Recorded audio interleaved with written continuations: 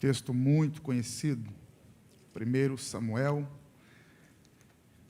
primeiro livro do profeta Samuel, capítulo 16, fala-nos sobre a unção de Davi. Seja Deus glorificado por mais essa oportunidade de poder ministrar a palavra de Deus aqui, cultuar a Deus junto dos irmãos na minha igreja. Muito bom. Obrigado, pastor Silas, mais uma vez, pastor Dilton. Obrigado a todos os amigos que estão aqui presentes. Bom vê-los. Rapidinho, antes da gente ler o texto, alguns irmãos até perguntaram lá nas redes sociais se eu traria hoje. Eu trouxe um livreto que eu lancei alguns dias atrás. Não é um livro, irmãos, tá? É um livreto, aquele que você lê com 40 minutos no máximo. Se você ler bem devagar, você vai levar 1 hora para ler um livreto desse aqui. Aves no altar. Isso aqui é o resultado de uma mensagem que eu preguei para obreiros no interior do estado de São Paulo. Deus me deu uma palavra em Levítico 1, do 14 ao 17, o sacrifício, a oferta de holocausto. A oferta de holocausto é aquela oferta que tinha que ser toda consumida pelo fogo. Existem vários tipos de oferta em Levítico. A oferta de holocausto é aquela que o fogo tinha que consumir toda ela. E aí, quando Deus fala a Moisés e a Arão, lá em Levítico, sobre os animais que ele aceitaria como oferta de holocausto, Deus diz que as únicas aves que ele aceitaria no altar seria rolinha e pombo, pombinha. Então, de todas as aves, Deus só aceita rolinha e pombinha no altar, que são da mesma família dentro da ornitologia. Se não me engano, a família das columbidais. E por que a única ave que Deus aceita no altar é a pomba? E aí eu extraí 10 lições disso. A pomba, todo mundo sabe, é símbolo temático do Espírito Santo. Ela desce, o Espírito Santo desce em forma corpórea de pomba sobre Jesus no batismo, os 3 voos da pomba na Arca de Noé, um simbolismo das 3 ações do Espírito ao longo da história. Então tem todo um simbolismo nessa ave. E aí eu transformei a apostila, que era uma apostila, nesse livreto, Aves no Altar. Aí Deus dá algumas ordens a Moisés, por exemplo, tinha que destroncar a cabeça, tinha que arrancar as penas, tinha que tirar o papo. Por que Deus não aceita papo no altar? Aí, irmão, o negócio ficou quente. Por que Deus não aceita pena no altar? Só para você ter uma ideia, pena fala de vaidade. O voo do pavão é um voo misterioso, tornou-se até tema de canção, que as penas do pavão são muito grandes. Ele é lindo, mas não voa alto. Quando alguém vê um pavão voando, tem que filmar depressa. Agora a pomba não, as penas são pequenininhas, mas levanta voo fácil. E aí tem algumas lições que eu extraí. Então tem 10 lições aqui, aves no altar, tá bom? Se você quiser, assim que terminar o culto, tem ali alguns exemplares, R$10, tá, irmão? Se você quiser adquirir esse livreto. Tem uma máquina de cartão ali também, tá bom? Fique à vontade. Aqueles 10 contos que fica lá na conta, que você quase não mexe, passa no débito. É forte. 1 Samuel 16, se você achou, por favor, sinaliza para eu saber, dizendo amém. Amém. Vocês já sabem que eu gosto de ler fazer uma leitura um pouco mais extensa, então vou ler até o verso 13, tá bom? Para ficarmos bem contextualizados aqui. Então disse o Senhor a Samuel: até quando terás dó de Saul, havendo eu rejeitado, para que não reine sobre Israel? Enche o teu vaso de azeite e vem. Enviar-te a Jessé, o belemita, porque dentre os seus filhos me tenho provido de um rei. Porém disse Samuel: como irei eu? Pois ouvindo Saul me matará. Então disse o Senhor: toma uma bezerra das vacas em tuas mãos e dize: vim para sacrificar ao Senhor. E convidarás Jessé ao sacrifício, e eu te farei saber o que hás de fazer, e ungir-me-ás a quem eu te disser. Fez, pois, Samuel o que dissera ao Senhor, e veio a Belém. Então os anciãos da cidade saíram ao encontro, tremendo, e disseram: é de paz a tua vinda? E disse ele: é de paz, vim sacrificar ao Senhor. Santificai-vos e vinde comigo ao sacrifício. E santificou ele a Jessé e os seus filhos, e os convidou ao sacrifício. E sucedeu que, entrando eles, viu Eliabe, e disse: certamente está perante o Senhor o seu ungido. Porém o Senhor disse a Samuel: não atentes para a sua aparência, nem para a altura da sua estatura, porque eu tenho rejeitado. Porque o Senhor não vê como vê o homem, pois o homem vê o que está diante dos olhos, porém o Senhor olha para o coração. Então chamou Jessé a Abinadab e o fez passar diante de Samuel, o qual disse: nem a este tem escolhido o Senhor. Então Jessé fez passar a Samá, porém disse: tampouco a este tem escolhido o Senhor. Assim fez passar Jessé os seus 7 filhos diante de Samuel, porém Samuel disse a Jessé: o Senhor não tem escolhido estes. Disse mais Samuel a Jessé: acabaram-se os jovens, algumas versões, acabaram-se seus filhos, e disse: ainda falta o menor, e eis que apacenta as ovelhas. Disse, pois, Samuel a Jessé: envia e manda-o chamar, porquanto não nos assentaremos em roda da mesa, até que ele venha aqui. Então mandou em busca dele, o trouxe, e era ruivo e formoso de semblante, de boa presença. E disse o Senhor: levanta-te e unge-o, porque este mesmo é. Então Samuel tomou o vaso de azeite e ungiu no meio dos seus irmãos. E desde aquele dia em diante, o Espírito do Senhor se apoderou de Davi. Então Samuel se levantou e se tornou a Ramá. Amém e amém. Se alguém me desafiasse aqui essa noite a resumir o livro do profeta, do primeiro livro do profeta Samuel, com uma palavra, seria um grande desafio, né? Você definir um livro da Bíblia com uma palavra é um grande desafio. Mas eu ousaria responder dando uma palavra para 1 Samuel. A palavra é mudança.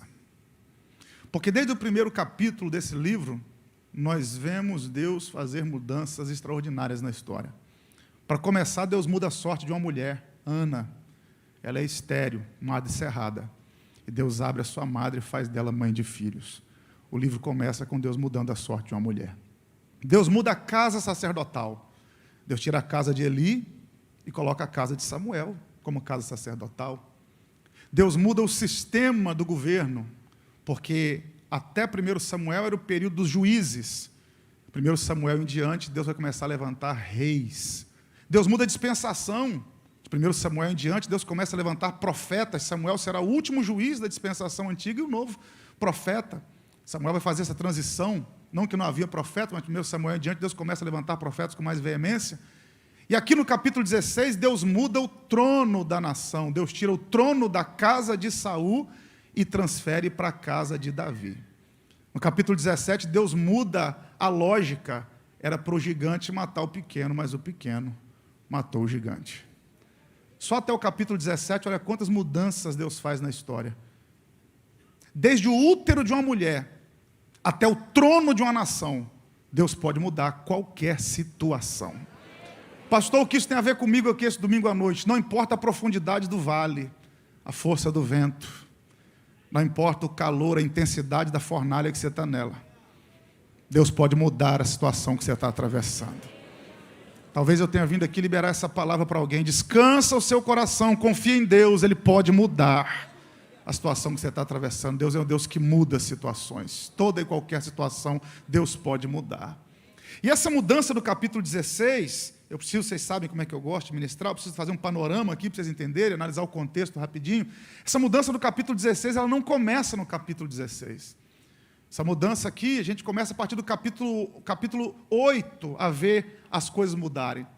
Porque no capítulo 8, Samuel é um ancião já, profeta, juiz, sacerdote. Samuel teve tríplice ministério. Ele não poderia ser juiz, ele não poderia ser profeta, rei e sacerdote. Esse ministério só Cristo teve.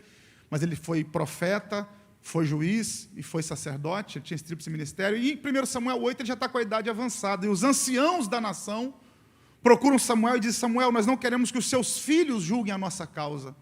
Nós queremos um rei. Nós olhamos aqui para as nações vizinhas e percebemos que os nossos vizinhos têm rei no trono. Nós também queremos um rei. Samuel, como juiz, pela lógica, como juiz e sacerdote, seus filhos dariam seguimento ao julgamento, a julgar as causas do povo. E os anciãos disseram: nós não queremos isso. Nós queremos um rei. E Samuel se entristece muito com isso. Muito. Samuel se sente preterido, rejeitado, porque desde a sua infância Samuel dedicou a sua vida a cuidar da nação de Israel, espiritualmente falando, e agora o povo está rejeitando a sua autoridade. Samuel tinha muitos defeitos, como eu e você também temos muitos, mas uma qualidade que eu gosto de pontuar na vida do profeta Samuel era o ouvido aguçado que ele tinha para ouvir Deus falar.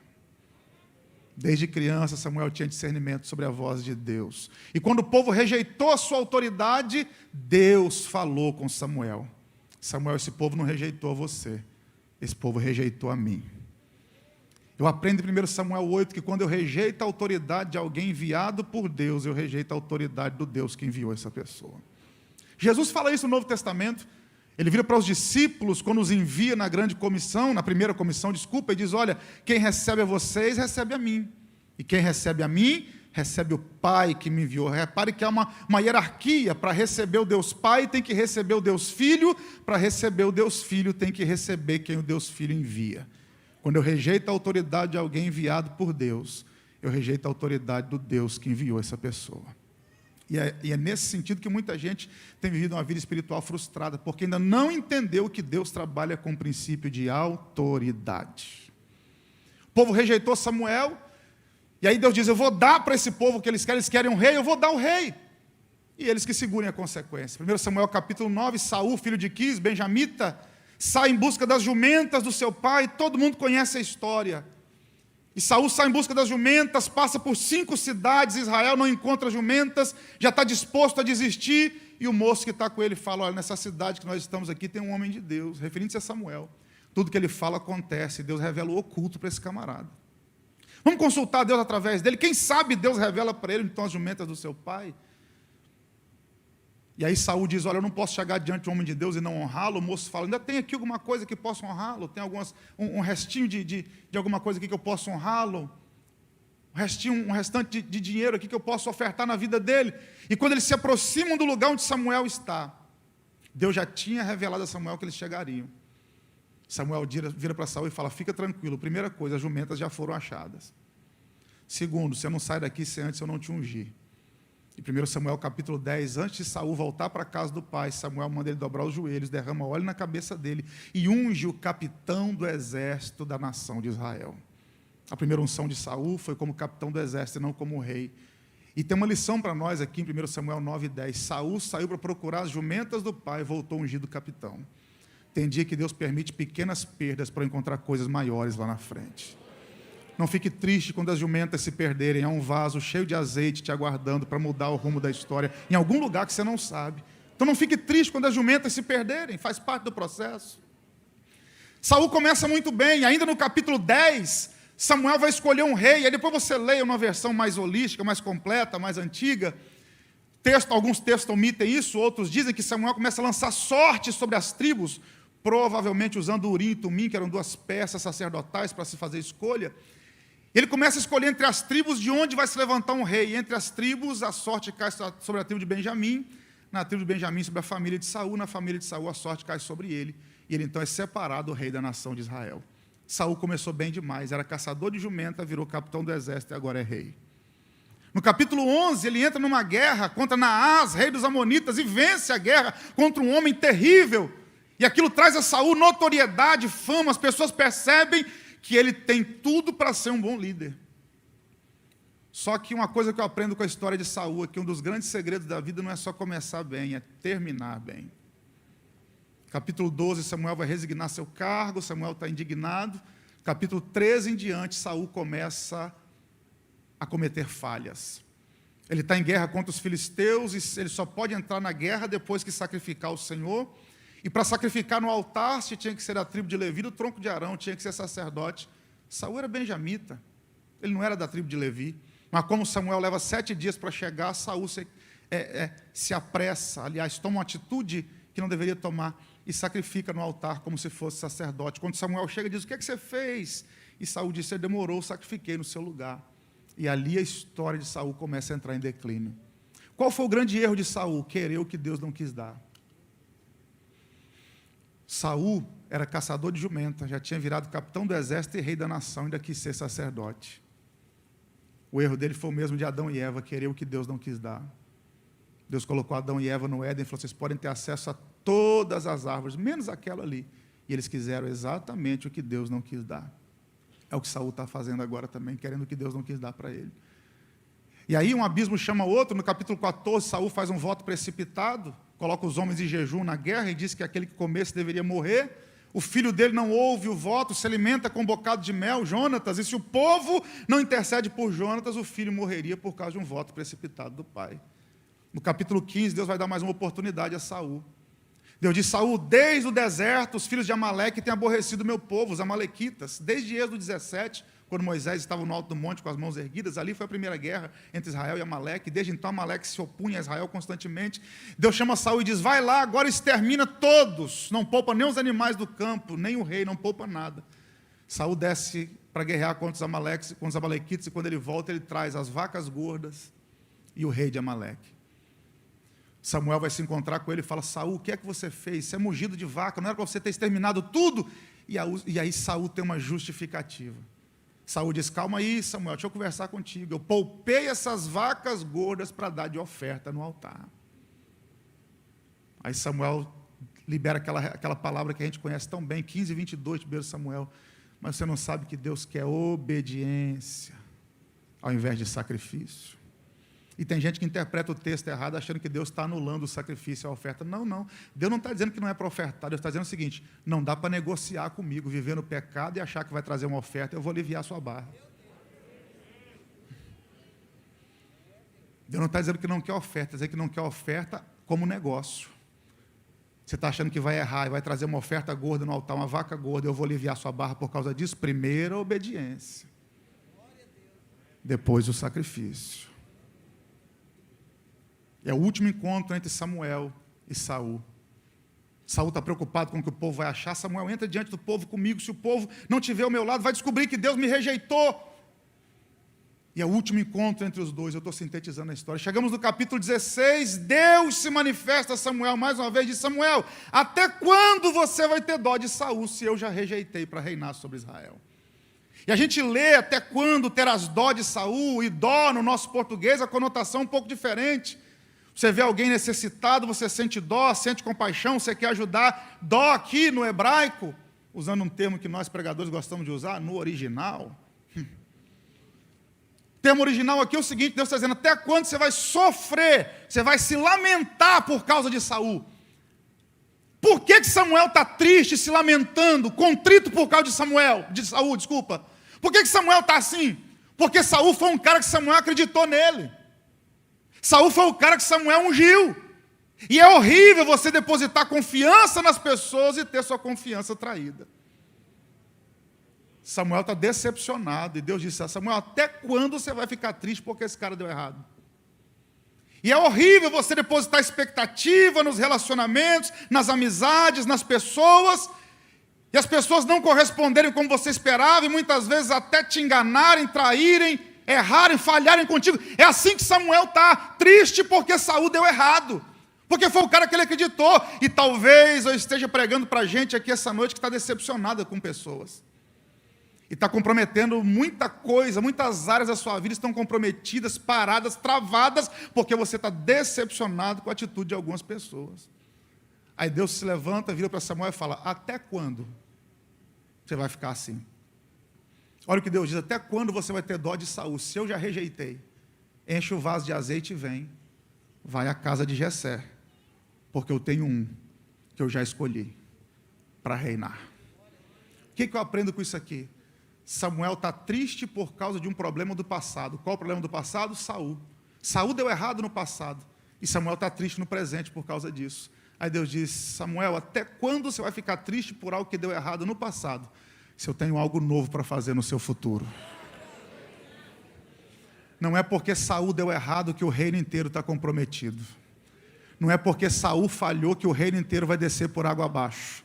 Porque para cada Saul que dá errado, eu já tenho um atrás da malhada que vai dar certo. Para cada frustração do passado, eu tenho algo a realizar novo no futuro. É o que Deus está dizendo. Para de se lamentar por causa de Saul. Eu já tenho alguém na casa de Jessé que vai dar certo. Quem crê que essa noite de domingo é profética? Eu tenho uma palavra aqui. Não é porque algo deu errado no seu passado que o seu futuro está comprometido.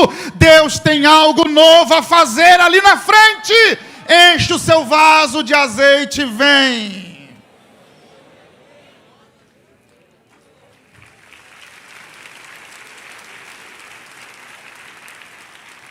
Agora, quem sabe Deus trouxe alguém aqui para fazer essa pergunta: qual? Até quando? Até quando você vai deixar tudo comprometido por causa desse problema? Até quando você vai se lamentar tanto por algo que deu errado no passado? Até quando você vai ficar triste por coisa que deu errado no passado, por porta que não se abriu no passado, por projeto que não se realizou no passado? Até quando você vai deixar sua vida amarrada, presa às coisas que deram errado no passado? Até quando? E Deus vira para Samuel e diz: até quando você vai ter dó de Saul? Se eu já rejeitei, enche o teu vaso de azeite e vem, enviar-te a Jessé o belemita, porque dentre os seus filhos me tenho provido de um rei. E aí, irmãos, eu acho isso aqui extraordinário, porque Deus diz: enche o vaso de azeite e vem. Algumas versões, no sentido de atualizar, tem um negócio de querer atualizar a Bíblia agora que está tenso. Algumas versões, no sentido de atualizar, colocar enche o vaso de azeite e vai, e não enche o vaso de azeite e vem. Que parece que não tem muita lógica, porque só diz vem quem está longe, quem está perto diz vai. Então, se Deus está com Samuel, falando com Samuel, qual é a lógica? Samuel, enche o vaso de azeite e vai, como Deus já disse para muitos outros. Mas para Samuel, Deus não disse enche o vaso de azeite e vai, Deus diz enche o vaso de azeite e... Por que Deus diz vem e não vai? Simples demais. Deus está dizendo o seguinte: Samuel, aonde eu estou te enviando, eu já estou. Para de graça, vamos de novo. Sabe o que Deus está dizendo? Vem porque eu já estou no seu futuro. Ei, Deus já está na sua segunda-feira, já está na terça, na quarta, Deus já está em dezembro, Deus já está em 2021, Deus já está lá na frente dizendo: vem porque eu tenho coisa nova para fazer na sua vida. Quem crê que Deus já está lá no futuro nos aguardando com coisas maiores a fazer? Enche o vaso de azeite e vem. Deus não é onipresente só porque está em vários lugares ao mesmo tempo. Deus é onipresente porque está em vários tempos ao mesmo tempo. Deus já está lá no futuro. Você acha mesmo que quando Deus manda Samuel na casa de Jessé, Deus está mandando Samuel para conhecer a casa de Jessé e depois voltar e contar para Deus como é que era? Quando Deus manda Samuel na casa de Jessé, Deus já conhece Eliabe, já conhece Abinadab, já conhece Samar, já conhece Davi. Deus já conhece tudo.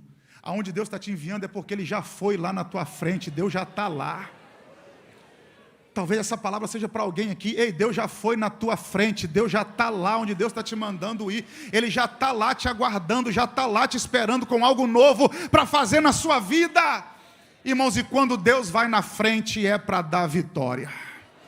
Quando Deus toma a dianteira é para dar vitória. Quando Deus vai adiante é para dar vitória. Davi vai experimentar isso na pele. 1 Crônicas, capítulo 14, a partir do verso 14. Davi está em guerra contra os filisteus. Ele ora a Deus, diz: Deus, se eu descer essa peleja eu vou ganhar. Eu tenho chance de derrotar esse inimigo. Deus diz: Davi, fica debaixo das amoreiras. Quando você ouvir barulho de exército marchando na copa das amoreiras, vai, porque eu já fui na sua frente. Aí Davi está debaixo das amoreiras, de repente barulho de exército, tropa, marchando, onde? Na copa das amoreiras. Quando Davi chega no vale, o inimigo já está derrotado. Davi não teve nem que lutar, a vitória já estava garantida. Irmão, sabe onde é a copa da árvore? Você sabe, é a ponta das últimas folhas da árvore. Olha o que Deus disse para Davi: Davi, aonde ninguém anda, eu marcho com o meu exército. Vai, porque eu já fui na tua frente. Talvez tenha gente aqui receoso de ir aonde Deus está enviando, e Deus está dizendo para você: vai, porque eu já fui na tua frente, eu já estou no seu futuro.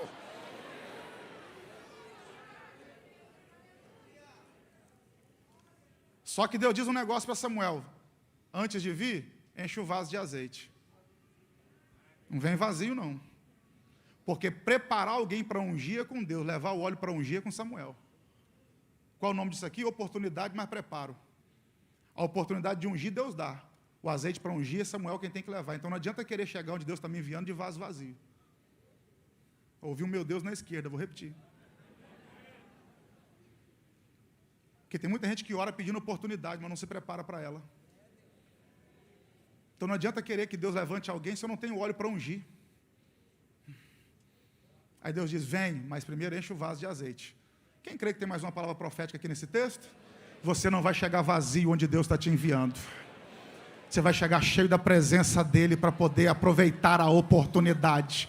E nesse domingo Deus te trouxe aqui para te encher um pouco mais de azeite do Espírito, para você não chegar vazio diante das demandas que te esperam essa semana.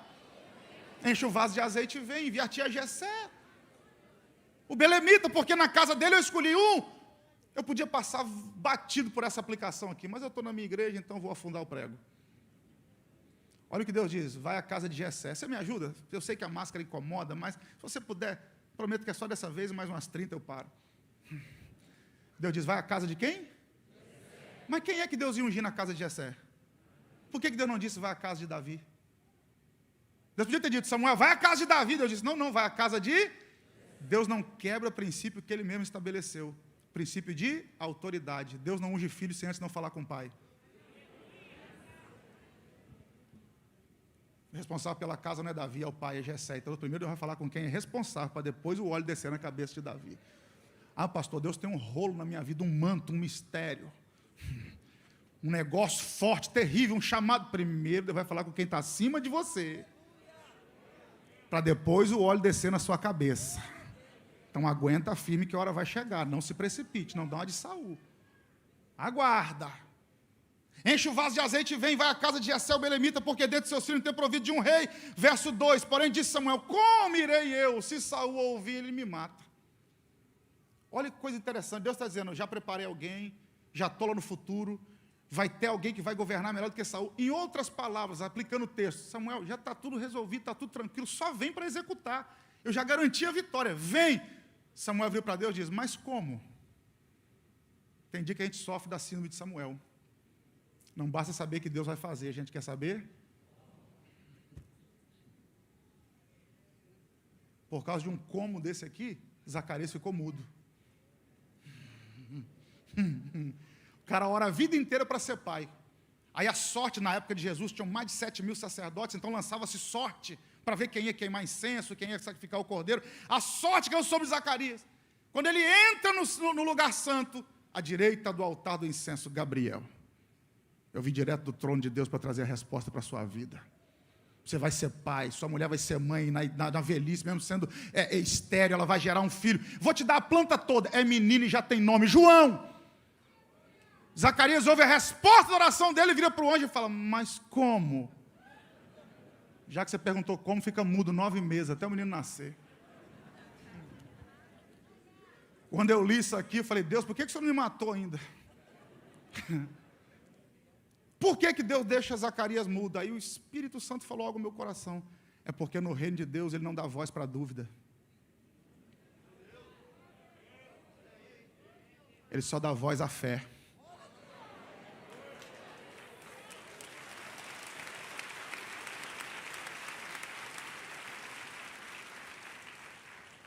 Um dos nossos maiores erros é tentar entender o que Deus está fazendo.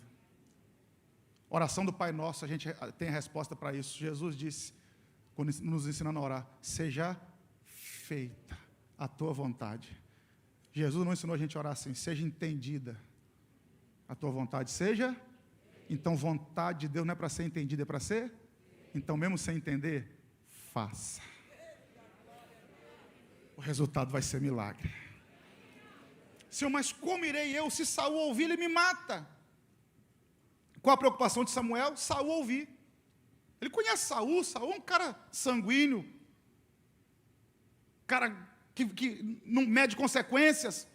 Senhor, se Saul ouvir que eu vou ungir um novo rei, ele me mata na hora. Ele falou, então o problema é Saul ficar sabendo? Então não conta. Pega uma bezerrinha das vacas e diz que vai sacrificar. Você não vai sacrificar mesmo? Vou, então pronto, você não vai mentir. Você só não vai dar detalhe para quem não precisa saber. Gostinho de Bezetacil, versão Renan de Melo, século 21. Vamos lá. Senhor, mas se souberem, vão me perseguir. Então não publica na rede social.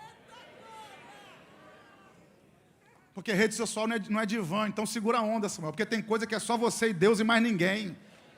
Tem coisa que é só você e sua família e mais ninguém. É só você e Deus e mais ninguém. Cuidado com o excesso de exposição.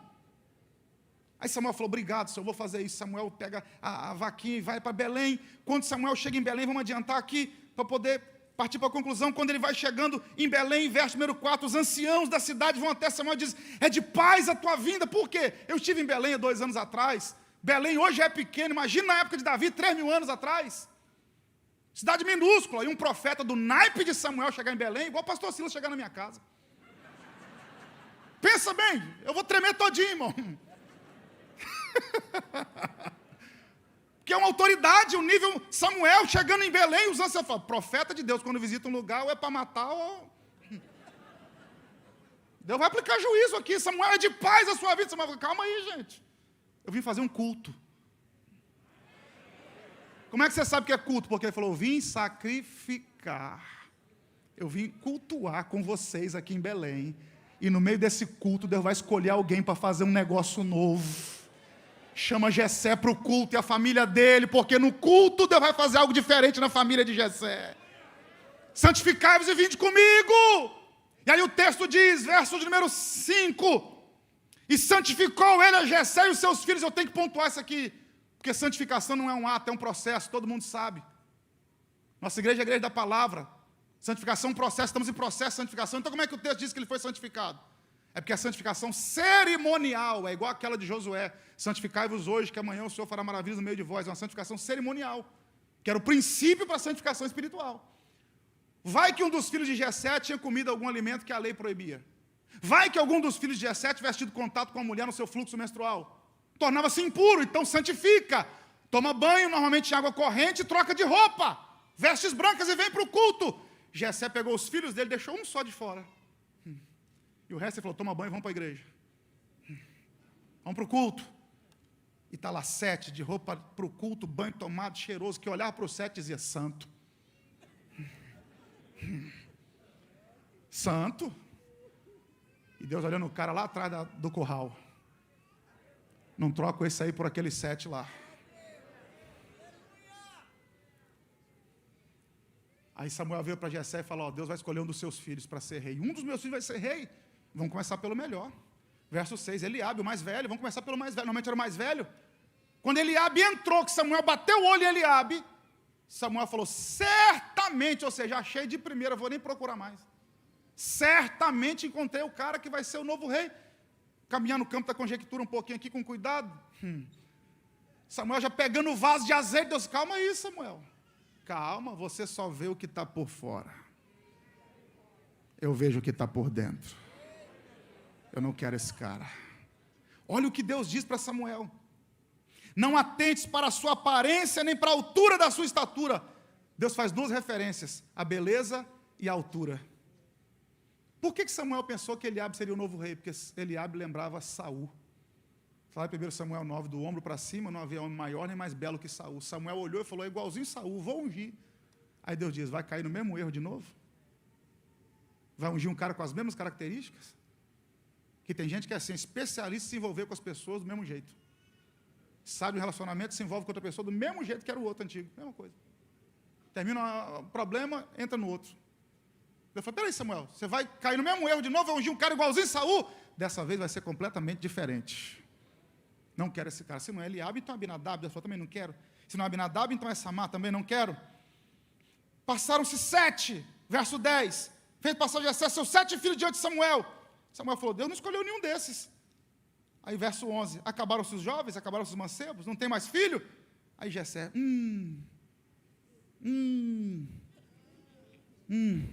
tem certeza que não foi nenhum desses? Tem, ainda falta o menor. Cadê ele? Está no campo cuidando das ovelhas. Manda buscar, que ninguém vai se assentar à mesa enquanto ele não chegar aqui. Vou pontuar 4 lições aqui, a gente vai encerrar agora.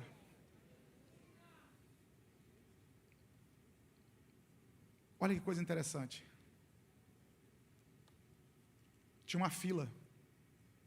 Talvez não fosse uma fila física, mas havia uma fila, porque foi do maior para o menor, do mais velho para o caçula. E Deus não escolheu ninguém que estava naquela fila. Nós, pentecostais, gostamos de pregar, e tem que pregar porque é bíblico, é verdade. Tem dia que Deus escolhe quem está no final da fila, não é? Gideão, o Senhor é contigo. Peraí, eu estou no final da fila, eu sou da tribo de Manassés, minha família é mais pobre, eu sou o menor da casa, estou no final da fila. Mas foi você que Deus escolheu? Elias, vai ungir um profeta no seu lugar. Onde é que ele está? Em Abel Meolá, atrás da 12ª junta de bois. Cada junta de bois eram 2 animais e um homem com arado. Deus falou, Elias, o cara que vai te substituir tem 24 bois e 11 homens na frente dele. Está no final da fila, mas é ele que eu quero. Então, de vez em quando, Deus busca quem está no final da fila. Só que aqui, a fila acabou e Davi não estava nela. Então, tem dia que Deus escolhe quem está no final da fila. Mas tem dia que Deus pega gente que nem na fila entrou. Pastor, meu nome não saiu na lista, mas se Deus tem propósito, Ele manda te buscar onde tiver.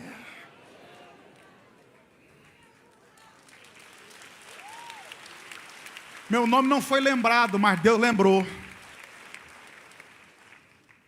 Eu já sei a resposta, é só para a gente interagir. Você crê que a noite é profética? Deus vai buscar gente que nem na fila entrou para cumprir propósito. Gente que nem na fila entrou, Deus manda buscar para realizar os projetos e os propósitos que Ele tem. Então não fique triste quando nem na fila te colocarem. Agora tem um outro agravante aqui, por quê? Porque além de Davi não estar na fila, ele não estava em casa. Se Davi não estivesse na fila, mas tivesse algum cômodo da casa, tinha lógica. Vamos lá. Quem aqui crê que Deus é onisciente? Todo mundo. Se Deus é onisciente, Deus sempre soube que Davi não estava em casa. Se Deus sabia que Davi não estava em casa, por que Deus mandou o profeta onde ele não estava? Não tem lógica. Se eu sei que domingo à noite o pastor está aqui, eu vou procurar ele na casa dele, que eu nem sei onde é.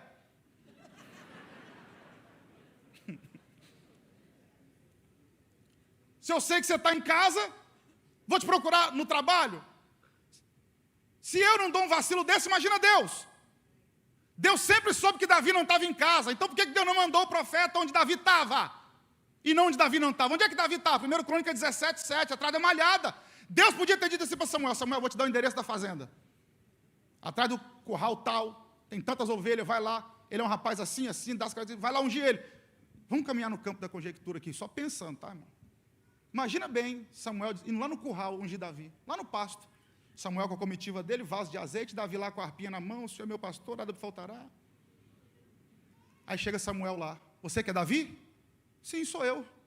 Dobra o joelho aí, Deus mandou te ungir. Aí Davi, sem entender nada, dobra o joelho, Samuel derrama azeite na cabeça dele, levanta, você é o novo rei de Israel. Aí Samuel vai embora, Davi, sem entender nada, todo lambuzado de óleo, fedendo a ovelha. Eu, rei? Aí imagina Davi chegando em casa, pastor Dilton, meu nobre amigo, professor. Davi chegando em casa: pai, o senhor conhece Samuel? O quê? Samuel tem mais de 1 milhão de seguidores no Instagram. Quem não conhece Samuel? Samuel é o cara, uma autoridade aqui em Israel. Pois é, ele foi lá no curral onde eu estava. Tá bom, Davi. Samuel foi lá no curral onde você estava. Fazer o quê? Me ungir. Falou que agora eu sou o novo rei. Quem é que acredita em Davi? Sempre houve uma rusga entre Davi e a família dele. É só você olhar. Davi é diferente fisicamente dos irmãos. Todo mundo está na casa, menos Davi. Nos 73 salmos de Davi, ele cita a mãe, mas não cita o pai. Tem um problema. Aí tem um monte de conjectura sobre isso, mas o fato é, havia um problema entre Davi e a família dele. Imagina Davi chegando em casa dizendo: ó, Deus me ungiu, agora eu sou o novo rei. Ninguém ia acreditar. Então por que Deus não mandou o profeta onde Davi estava, mandou onde Davi não estava? Guarde o que eu vou lhe dizer. Tem vezes que Deus manda alguém na sua ausência. Mas não é por sua causa. É por causa de quem não acredita em você. Porque uma coisa é alguém ver, alguma coisa é alguém ouvir você falar que Deus fez, outra coisa é verem Deus fazendo. É por isso que ele diz: prepara a mesa diante dos meus inimigos e unge a minha cabeça com óleo. Davi não está cantando sabor de mel, não é vingança não. Davi está dizendo o seguinte: o que o Senhor vai fazer na minha vida, eles verão acontecer. Eles verão acontecer. Quem crê, vou liberar a palavra. Deus enviará alguém na sua ausência. Ei, Deus entra em reunião que você não entra. Deus participa de grupo de zap que você não participa. Deus vê coisas que você não vê. Deus vai enviar alguém na sua ausência para cumprir o propósito que Ele tem na sua vida. Aravarachuricandarácia. Magdiel, me ajuda aqui, meu amigo. Deus envia alguém no lugar que você não foi lembrado.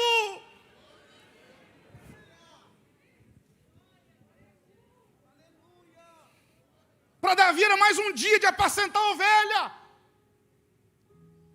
Está lá Davi. E Samuel está lá na casa dele esperando ele. Primeira coisa, Davi não estava na fila. Segundo, Davi não estava em casa. Terceiro, o que Davi estava fazendo? Tomando conta de ovelha. Que não era dele, era do pai. Não era de Davi, era do pai. Eu aprendo uma lição com isso aqui. Davi está enfrentando o urso e leão para cuidar do que não é dele. É do pai. Quando eu cuido bem daquilo que não é meu, Deus me dá algo melhor. Deus me dá algo maior. E apacentava Moisés as ovelhas do seu sogro Jetro, atrás do deserto de Midian. Moisés passou 40 anos tomando conta de ovelha que não era dele. Deus se manifesta numa sarça e fala assim: tem 3 milhões de pessoas te aguardando no Egito para você liderar. Cuidou bem do que não era seu, vou te entregar algo maior. Davi está encarando o urso e leão para defender a ovelha que não é dele. Ele está dizendo: opa, tem um trono te aguardando ali na frente. Aplica melhor isso aqui, pastor, vamos lá. O carro que você trabalha não é seu, é da empresa, mas você cuida como se fosse seu. Deus vai te dar um melhor. A casa que você mora não é sua, mas você cuida como se fosse. Deus vai te dar uma melhor. Cuide bem daquilo que não é seu, que Deus vai te entregar algo melhor e maior do que isso. Mas cuide com afinco, com carinho, como se fosse seu. Davi está na fila, Davi não está em casa, tomando conta de ovelha que não é dele. Agora o tipo de ovelha. 1 Crônica 17:7, malhada. E aí tem uma aplicação aqui que é importante eu pontuar. Porque tem malhada na Bíblia significa duas coisas. Duas coisas. Pode ser a quantidade de ovelha quanto a cor das ovelhas. E aí tem gente que acredita que quando Davi diz que está atrás da malhada, fala da quantidade de ovelhas. Eu não consigo interpretar o texto assim. Você é livre para não concordar comigo, mas vou dar a minha interpretação, que é minha obrigação, depois de ter estudado tanto tempo para pregar. Primeiro, por exemplo, lá em Abacuque 3,17, as ovelhas sejam arrebatadas da malhada. Está dizendo o quê? A ovelha seja arrebatada do rebanho. Então, malhada pode ser uma quantidade de ovelhas. Só que lá em Gênesis 30:39, se eu não me engano, quando Jacó raspa as varas e coloca no lugar que as ovelhas bebem água, o texto diz: as ovelhas nasciam manchadas, salpicadas e malhadas. Então, malhada tanto pode ser a cor da ovelha quanto a quantidade de ovelha. Agora vamos para 1 Samuel 17, quando Davi chega no vale de Elá, o irmão dele fala: com quem você deixou aquelas poucas ovelhas? Se era pouca, não era malhada. Então não é quantidade, é cor.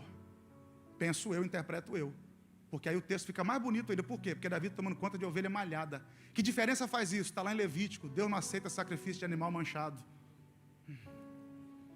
As ovelhas que nem para o altar prestava, Jessé falou: vai tomar conta, Davi. Não tem valor de mercado, vai tomar conta, Davi. Ninguém quer comprar ovelha malhada, vai tomar conta, Davi. Só que quando vem urso, quando vem leão e garra a ovelha, Davi corre atrás, abre a boca do urso, do leão, arranca a malhada, mas não entrega. Alguém está dizendo: mas Davi, isso aí não tem valor, não tem nada. Não tem para você, o Pai me confiou. Se o Pai me confiou, morro defendendo. Ei, talvez a malhada que você está tomando conta, um sonho, um projeto, para muita gente não tem valor, mas se você sabe que foi Deus que te confiou, morra defendendo, mas não entregue a sua malhada. Só que não vai negociar malhada com urso e com leão. Levante a sua mão por alguns instantes aí para adorar a Deus. Defenda as suas malhadas, defenda o que hoje é simples, é pequeno, porque tem algo maior para acontecer lá na frente. Não entregue, foi o Pai que te confiou. É simples, mas o Pai te confiou.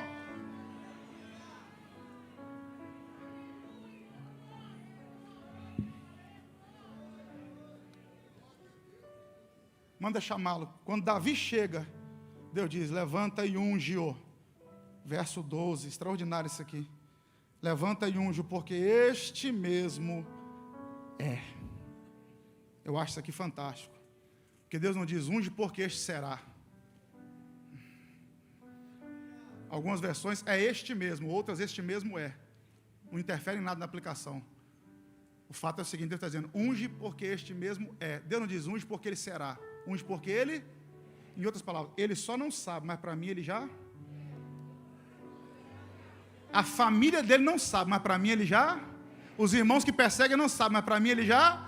As ovelhinhas que ele toma conta não sabem, mas para mim ele já. Deus não te ungiu para ser, Deus te ungiu porque para ele você já é.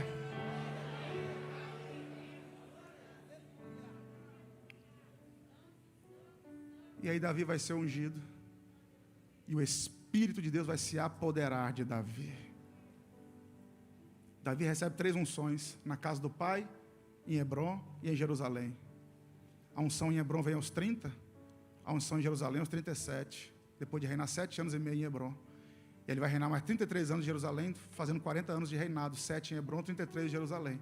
Mas a promessa de Deus nunca foi Hebrom, nunca foi só parte de Israel, era todo Israel, era Jerusalém.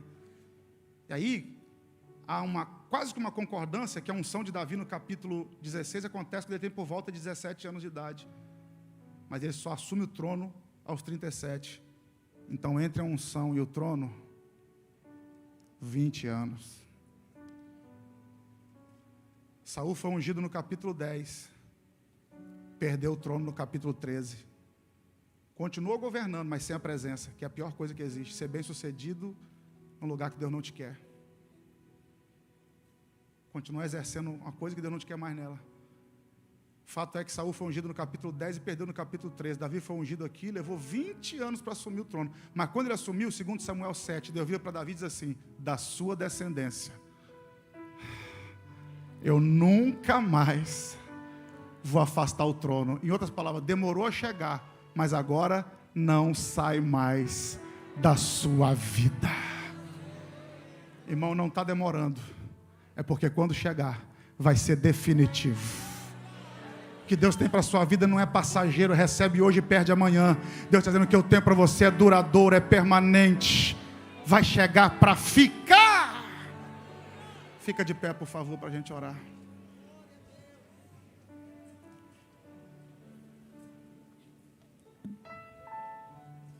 Senhor, nós oramos agora em nome de Jesus.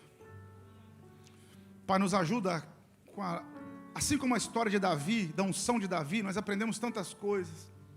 Tem dia que a gente não entra na fila, tem dia que a gente não é lembrado. Talvez haja pessoas aqui que essa palavra encaixou-se como uma luva na vida dela, no momento que ela está atravessando. E hoje o Senhor nos trouxe aqui para dizer: eu sou Deus que escolhe os improváveis, aqueles que ninguém lembra. Eu sou o Deus que lembra e faço coisa grande, entrego coisas maiores. Gente aqui que está defendendo malhada, gente aqui que está lutando por coisas simples para muitos, mas para Ele é importante. E o Senhor viu isso, Deus. Que seja um novo tempo na vida do Teu Filho. Eu concordo com essa palavra. Que ela seja profética na vida de muitos aqui. Que testemunhos cheguem do que o Senhor fez na vida de pessoas aqui. Durante essa semana que vem, até o final do ano. Eu concordo com essa palavra. Em nome de Jesus. Em nome de Jesus.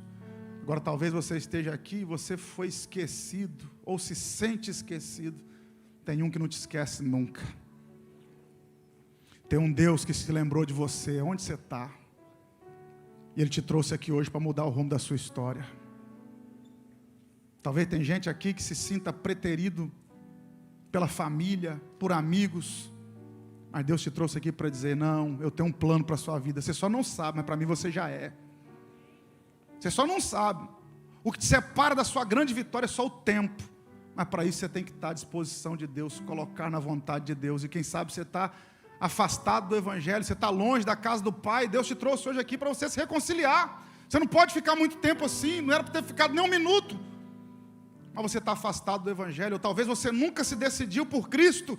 Você nunca teve uma experiência com Deus. Você conhece Deus de ouvir falar. Davi estava lá no campo, mas tinha experiências com Deus. Para a história de Davi mudar, é porque Davi sempre teve comunhão com Deus, intimidade com Deus. Você não pode ficar longe, você não pode ficar do jeito que está. Deus te trouxe hoje aqui para você tomar essa decisão. Eu quero saber se há alguém aqui hoje que quer retornar para a casa do Pai, ou quer tomar a decisão pela primeira vez, reconhecer Jesus como Salvador da sua vida e ter a sua história mudada. Esse é o Deus que nós servimos. Se você olhar para a vida dessas pessoas que estão aqui, ó, muita gente aqui, talvez a maioria, talvez a totalidade, nunca pensou que chegaria onde chegou. Mas nós servimos um Deus que chama os improváveis, chama os que não são para confundir os que são. E Deus está dizendo: eu tenho algo novo para fazer na sua vida, mas você tem que tomar essa decisão. Você quer voltar para Jesus hoje, ou você quer tomar essa decisão de reconhecê-lo como Salvador da sua vida? O que eu faço, pastor? Uma atitude de fé. Você pede licença aí, onde você está? Vem aqui à frente, nós vamos orar por você. Antes de encerrar esse culto. Você quer voltar para Jesus agora? Desce da galeria, sai do lugar que você está.